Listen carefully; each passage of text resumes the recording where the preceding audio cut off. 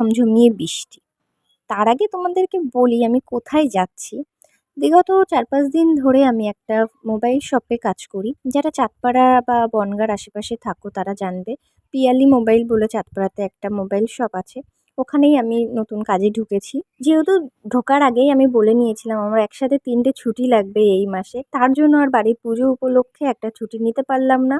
কারণ ওই ৩ টে ছুটি অন্য বিষয়ে। তো সেটাও তোমরা দেখতে পারবে কী বিষয়ে না বিষয়ে। তো চলো ছুটি না নিয়ে ১ ঘন্টা আগে বেরিয়ে পড়লাম দাদাকে বলে। তো বাইরেও বৃষ্টি হচ্ছিল প্রচণ্ড পরিমাণে। তো চলো এবার দেখি অটো পাই কিনা। তো ভাগ্যের চক্রে পেয়ে গেছি বৃষ্টি মাথায় অটো, আর বাড়িতেও চলে এসেছি। তাই আস্তে আস্তে দেখছিলাম সবাই ঠাকুর আনতে গেছিল, শুধু বৃষ্টির জন্য আটকে পড়েছে। তো আমি ডাইরেক্ট চলে আসলাম বাড়িতে। বাড়িতে আসার কিছুক্ষণ পরেই চলে আসলো আমাদের ঠাকুর। তারপরে এখানে আমি একটু ঐশানীর সাথে একটু মজা করছিলাম। ভীষণ দুষ্টু হয়েছে, এখানে এসে বিশাল ঝামেলা করে, সবাই ওকে আদর করে। চলো এবার পুজোর কিছু কাজ গুছানো যাক। সকালবেলা তো আমি ঠাকুরের যত থালা বাসন ছিল সেগুলো মেজে দিয়েই দোকানে গেছিলাম। আর বাড়িতে এসে বসে পড়েছি ১০৮টা জবা ফুলের মালা, ১০৮টা বেলপাতার মালা গাঁথতে। জবা ফুলের মালাটা তো একা একা গেঁথে নিতে পেরেছি, কিন্তু বেলপাতার মালাটা একা একা গাঁথতে পারছিলাম না বলে। তো আমার বান্ধবী চলে এসেছিল, ওকে দিয়ে একটু আর কি মানে হেল্প হয়ে যাচ্ছিল, আমার ভালো হচ্ছিল, ধরে দিচ্ছিল বলে।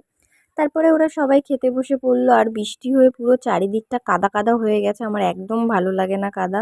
আর অনুষ্ঠানটা যেহেতু একদম ছোট করেই নিজেদের মধ্যে, তার জন্য আর বেশি লোক ছিল না, অসুবিধাও হয়নি। তারপরে আমিও খেতে বসেছিলাম, আমারও প্রচণ্ড খিদে পেয়ে গেছিলো। আর মা এদিকে করছিল ভোগের আয়োজন, আর বৌদি বানাচ্ছিল নাড়ু। আমি উপোস ছিলাম না, যেহেতু আমাকে আবার সকালবেলা দোকানে যেতে হবে, রাত জেগেও ছিলাম না, কিন্তু তাও ঘুম হয়নি কেন জানি না। দেখো সকাল সকাল বেরিয়ে পড়েছি আমি। আজকে আর টিফিন করে দিতে পারিনি, মা উপোস ছিল তার জন্য। তো সকালবেলা প্রসাদ খেয়ে বেরিয়ে পড়েছি কাজে। তো অটোও পেয়ে গেছি। চলো এবার দোকান আর কি বাজার থেকে কিছু কিনে নিয়ে একেবারে আর কি ঢুকবো আমি দোকানে। তো আমি চলে এসেছিলাম মিয়া মোড়ে। মিয়া মোড়ের এখান থেকে আমি একটা বার্গার নিয়ে নিয়েছিলাম, নিয়ে তারপর চলে গেলাম সোজা দোকানে। দোকানে গিয়ে জল ভরতে এসেছিলাম।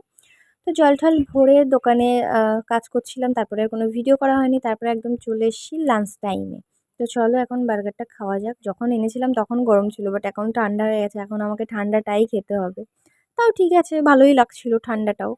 আমার মিয়ামোরের এই বার্গারটা খুব ভালো লাগে। তো চলো ঝটপট করে খেয়ে নিই, আমি খেয়ে নিচে গেলে আরেকজন আসবে খেতে। তো লাঞ্চ টাইমের পরে সেরকম কোনো কাজ থাকে না, আর যেহেতু বাইরে বৃষ্টি হচ্ছে ওর জন্য দোকানের প্রেশারটাও একটু কম আছে। তো বেরিয়ে পড়েছি, আর এখানে দেখো পুরো সমুদ্র হয়ে গেছে। আর আজকে না একদমই অটো পাচ্ছিলাম না। তারপরে দেখা হলো আমাদের শপেই কাজ করে একটা দাদার সাথে। দাদার বাড়িটা যেহেতু বনগাঁর দিকে, আমার বাড়ির উপর দিয়ে যেতে হয়, দাদার সাথেই চলে আসলাম। আজকের মতন এই অবধি, দেখা হচ্ছে নেক্সট ভিডিওতে। টাটা।